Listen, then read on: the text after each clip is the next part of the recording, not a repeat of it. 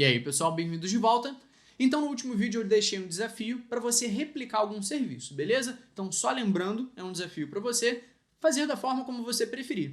Vinícius, eu não manjo muito de infra. Copia um serviço desses aqui, de Consumer Acadêmico para Consumer Acadêmico 2, ou melhor, uma API, Web Acadêmico e Web Acadêmico 2. E cria uma nova instância ou sem criar uma nova instância, atualiza o que a gente já tem aqui de Nginx e coloca um load balancer na frente, beleza? Mas, ok, já falamos bastante desse desafio, vamos falar agora sobre a independência de cada um dos microserviços.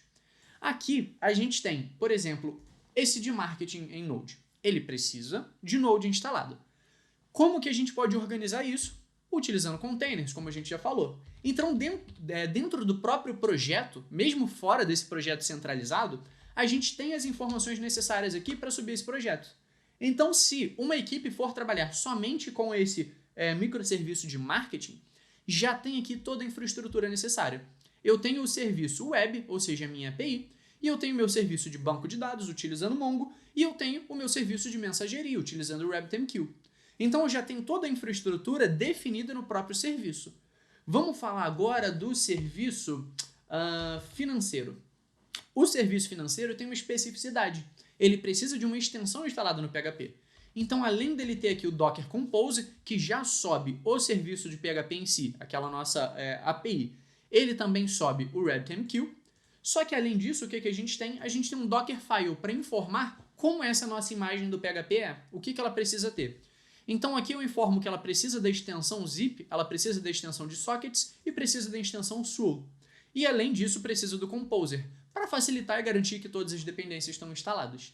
Então, repara que cada microserviço informa o que ele precisa. Ele já tem aqui tudo que ele precisa para ser levantado. Então, de novo, se eu precisasse trabalhar com esse microserviço de marketing, vamos abrir aqui o nosso navegador. Deixa eu fechar isso daqui. Vou precisar minimizar. Aqui. Beleza? E vamos abrir o nosso microserviço de marketing em Node. Repara que isso aqui é um repositório separado, ele não tem absolutamente nada a ver com aquele repositório central, mas eu poderia facilmente fazer o clone disso aqui e rodar um Docker Compose up. Eu tenho meu Docker Compose.yaml aqui. Então tudo que eu preciso está nesse microserviço e eu já teria a minha API de pé, inclusive com uma mensageria de pé também, se eu quiser mandar mensagens de algum outro lugar para lá, para poder testar esse consumer.